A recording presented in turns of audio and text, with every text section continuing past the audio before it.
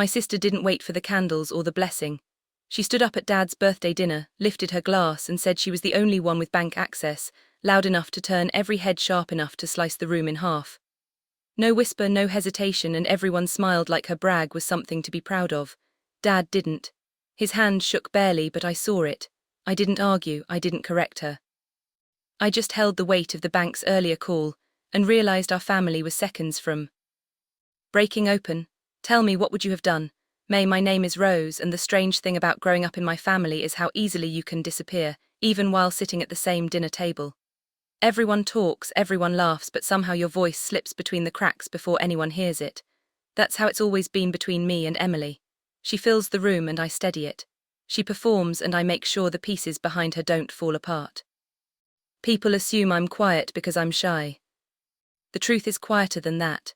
I learned early that in our house harmony mattered more than honesty. If Emily glowed, we all pretended the light was warm. If Mom insisted things were fine, we acted like they were. And if Dad hesitated or forgot something, we looked away so he wouldn't feel embarrassed. It was easier than confronting the truth. Still, Dad and I had our own kind of rhythm. He'd call me when numbers confused him or when a payment reminder popped up on his phone and he wasn't sure if he'd already handled it. I never made a big deal out of it. I'd just stop by after work, help him sort through a small stack of envelopes, drink tea in that old Denver kitchen, and leave before anyone labeled it favoritism. In our family, even kindness had to be quiet. But sometime last fall, I began noticing moments when Dad's certainty slipped. Not dramatic episodes, just a pause too long, a forgotten detail he would have nailed before a question repeated shortly after being answered. Before I continue the story, tell me first, where did you hear this from? Write it in the comments, because what happens next, most people won't believe. When I tried mentioning it to Mom, she brushed my hand and said, "He's tired, Rose, don't start worrying." Emily echoed the same thing. If Emily decided it wasn't a problem, suddenly it wasn't allowed to be. Then the bank called. I was reviewing budgets at the office, surrounded by the familiar hum of printers and low conversations, when a representative asked if I could verify recent activity on Dad's account. At first, I thought it was a routine check. Then she described the withdrawals. Several large amounts spaced too close together, and asked whether Dad had approved an additional card request linked to his account.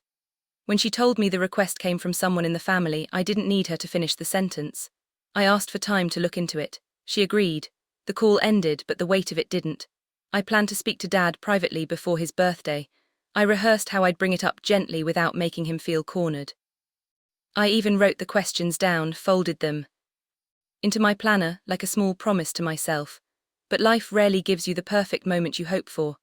His birthday dinner arrived faster than I expected, with candles and laughter and relatives who believed everything was still whole. And Emily, of course it had to be Emily, chose that night to declare exactly how much power she believed she had. Dad's birthday dinner took place at a small restaurant in Denver, the kind with warm lighting and old brick walls that made every celebration feel more intimate than it really was. By the time I arrived, half the family had already gathered, coats slung over chairs, silverware clinking, someone asking the waiter about dessert before we'd even ordered in tray. Everything looked perfectly normal, which somehow made the knot in my chest tighten. The bank's call still pulsed behind my ribs, but I tried to shove it aside long enough to let Dad enjoy his evening. He looked good that night. A little tired, yes. His shoulders held a heaviness I didn't remember from past birthdays, but his smile was genuine when he hugged me. He asked if I'd remembered to bring the candles he liked. I had, I always did. It was one of those tiny details he counted on me for, the kind no one else ever noticed until it went missing. Emily breezed in 15 minutes late, wearing a sparkly dress that made everyone turn to look at her. She apologized dramatically as though she'd come straight from saving the world, and Mom clasped her hands like she was greeting royalty. The difference between how they welcomed her and how they greeted me was subtle but sharp enough to leave marks. I wasn't angry, just reminded. During appetizers, conversations circled around vacations, work stories, and whatever home projects people imagined they'd get around to someday. Dad laughed a few times, but I caught the moments when his eyes drifted, searching for a thread he'd lost. When he leaned toward me and asked what we'd just been talking about, something simple like Emily's new side table, I answered quietly, hoping no one noticed. Mom noticed enough to frown at me, not at the situation. Then the shift happened. Emily tapped her glass with her fork, 3 light chimes that silenced the entire room. She stood up, smiling like she'd been waiting her whole life for this cue. "I want to make a little toast," she announced, placing a hand on Dad's shoulder as though she'd always been the one carrying him. Dad looked up at her, puzzled but polite. Emily lifted her glass higher. Most of. You know, I've been helping Dad with his finances lately. A few relatives nodded. Mom even murmured something appreciative. Emily continued, her voice bright and proud. And now I'm the only one with bank access, so no worries, Dad's completely taken care of. The room reacted exactly the way she wanted. Smiles, soft laughter, a few raised glasses, the kind of approval that always seemed to fall into her lap. But Dad didn't smile. His jaw tightened almost imperceptibly. And something inside my chest cracked. Everyone smiled, and none of them had any idea what those words meant, not really. They didn't hear the uncertainty in Dad's voice when he'd asked me last month how to check a balance he'd already checked. They didn't hear the bank representative questioning unusual withdrawals. They didn't see the paperwork Dad had signed, naming me the second safety contact. But I saw all of it playing behind my eyes like a warning. Emily basked in her moment. Mom dabbed her eyes like she'd been moved. And I sat there, pool steadying into something cold and clear. I wasn't going to stay silent anymore.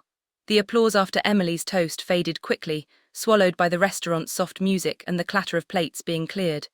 But the silence between Dad and me lingered thick enough to taste. He avoided my eyes, studying the wrinkles in his napkin like they might offer him a way out of the moment. I knew that look, not confusion exactly, but the fear of it, the fear of not remembering. What everyone else insisted he had agreed to. When dinner ended, people lingered near the door, hugging, laughing, promising to do this more often, though we all knew we wouldn't. Emily soaked up every compliment like sunlight. She didn't glance at me once. Maybe she thought I was too insignificant to threaten her version of the story. Or maybe she'd already decided Dad's account was hers to manage consequences. Be damned. Outside, the Denver air was crisp, the kind that wakes you up whether you want it to or not. I wrapped my coat tighter and waited while Dad slowly made his way toward me. Mom hovered beside him, smiling too brightly, as if her expression alone could hold the entire family together. You didn't say much tonight, she said. Her tone wasn't curious, just edged enough to warn me not to stir anything. I didn't have much to say, I replied, and that was true, not yet. Emily finally stepped outside, her heels clicking against the pavement. Thanks again for tonight, she told Dad, looping her arm through his. I'll swing by tomorrow to sort out the rest of the paperwork. Dad stiffened. It was small, but I felt it like a vibration under the ground. What paperwork? He asked. I watched a flicker of irritation cross Emily's face before she replaced it with a soft smile. Don't worry about it, Dad, you already signed everything. Signed what? He repeated. Mom interrupted quickly. He's tired, let's not make him go through details now, but I couldn't ignore the unease curling through me.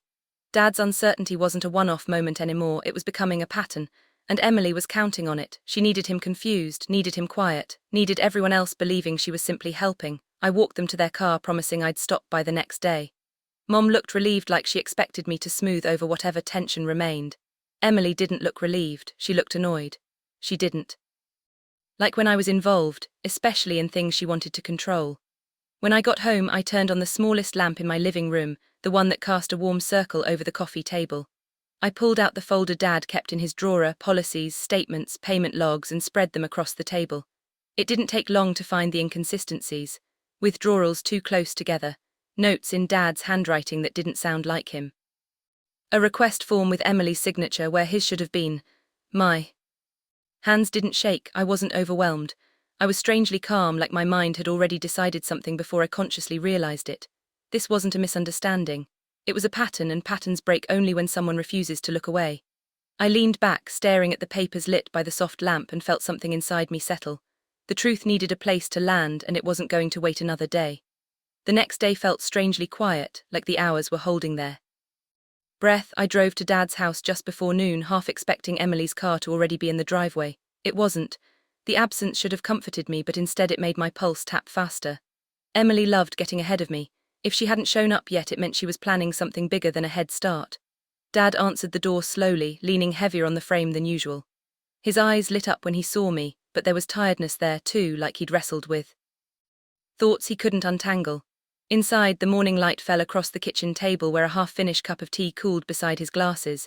He gestured for me to sit, rubbing his forehead as he lowered himself into the chair opposite me. Rose, he said, did we talk about something yesterday I can't quite remember? My heart squeezed, not because he forgot, but because he knew he forgot.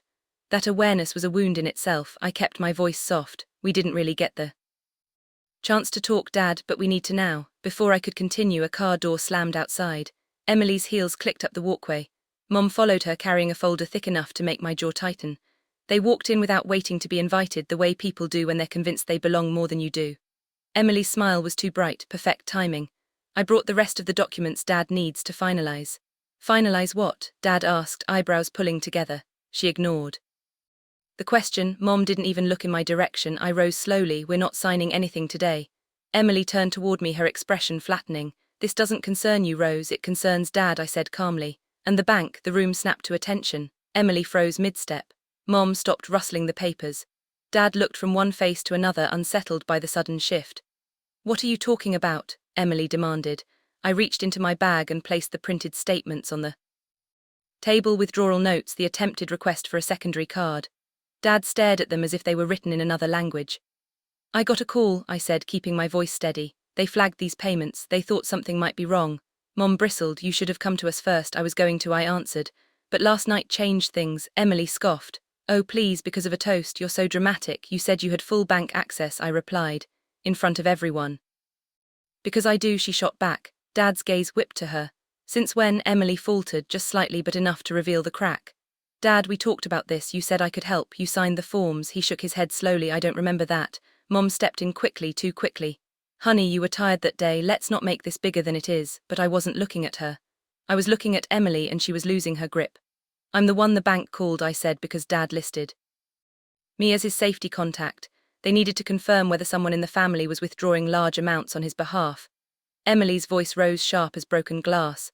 Are you accusing me of stealing? I'm asking you to explain, I said, her face flushed. This is ridiculous. I took a breath and turned to Dad. Did you authorize these payments, all of them? His confusion was painful to witness. I thought I did, or maybe. He rubbed his temples. I don't know anymore. Emily pounced. See, he forgets things, Rose. That's why I'm helping. No, I said quietly. That's why you're taking advantage. The silence that followed was thick and electric. Mom inhaled sharply. Emily's jaw dropped open, her voice exploding into a pitch I'd never heard from her. Called about what? It was the same tone she'd used the night before, but this time there was no audience to charm, just truth. Cornering her from all directions. About irregular activity, I answered. About a request for a card in your name. About withdrawals. Dad didn't confirm. Dad stared at Emily, eyes wide with something close to fear. Emily, did you do that? She opened her mouth, closed it, then tried again. I was just trying to make things easier. You've been overwhelmed. Mom said, I didn't tell you to take money. Mom snapped, but her voice wavered. I lifted the final piece of paper. This is the request for the additional card. The signature is yours, not Dad's. Emily lunged for the paper. I pulled it back. Dad stood slowly, palms pressing against the table for balance. Emily, you forged my name. That's not what happened, she said, voice cracking. I filled it out because you said I didn't say that, he whispered. I wouldn't. His shoulders shook, not from anger, from the horror of realizing someone he trusted had used his confusion as cover. Emily tried another tactic. Dad, please, I was helping. I've always helped. No, he said, trembling. Ro has always helped. Those words didn't feel victorious. They felt heavy, like grief rearranging its weight. Emily backed away, eyes darting between all of us, searching for the old family choreography that always placed me in the background and her in the spotlight. But the script had changed and she knew it. Give me your keys, Dad said suddenly. Emily blinked. What, the house keys and the bank documents, everything? You can't be serious. But he was. He held out his hand. It shook, but not from hesitation. When she didn't move, he turned to me. Call the bank, Rose. Tell them I want all access revoked except yours and ask them to investigate the rest. Mom gasped. Emily's face went slate white.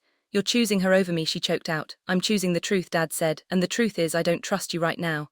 Emily covered her mouth with her hand, breathing hard. You'll regret this. Dad shook his head. I already regret what I didn't see. She stormed out, slamming the door hard enough to rattle the hinges. For a long moment no one spoke. Then Dad turned to me, eyes glassy. I'm sorry, Rose. I should have listened. I should have noticed. I should have. I took his hand gently. You trusted the wrong person. It happens. What matters is what we do now. He nodded, sinking into his chair. And for the first time in years the house felt honest. Broken, yes, but honest. The bank moved fast once Dad made the call. By the next morning they confirmed all access linked to Emily had been revoked. An internal review began, and for the first time in months, Dad looked like he could breathe. The weight pressing on his shoulders eased, replaced by something fragile but real, clarity. He asked me to sit with him while he sorted through the remaining paperwork, his hands steadying each time I guided him through a line or reminded him of a detail he'd forgotten. Mom drifted in and out of the room, quieter than usual, her confidence shaken by how quickly the truth had unraveled. She didn't defend Emily anymore, she didn't blame me either. She just seemed smaller, like she finally understood how easily loyalty can blind you. Emily didn't come by the house. She sent one short message to Dad, nothing angry, nothing apologetic, just a clipped line saying she needed space. He read it twice, folded the phone face down and whispered, "Space is good." In the quiet that followed, I felt something shift. Not triumph, not revenge, just the steady thrum of a family beginning to rebuild on ground that no longer tilted beneath our feet. In the weeks that followed, Dad and I settled into a new rhythm. Slower, gentler, honest in a way our family hadn't been in years. We didn't talk much about what happened with Emily. Some wounds don't need retelling to be understood. But he trusted me fully now, and that trust felt like the beginning of something steadier than forgiveness. If you've ever had to protect someone you love from the people closest to them, tell me your story in the comments.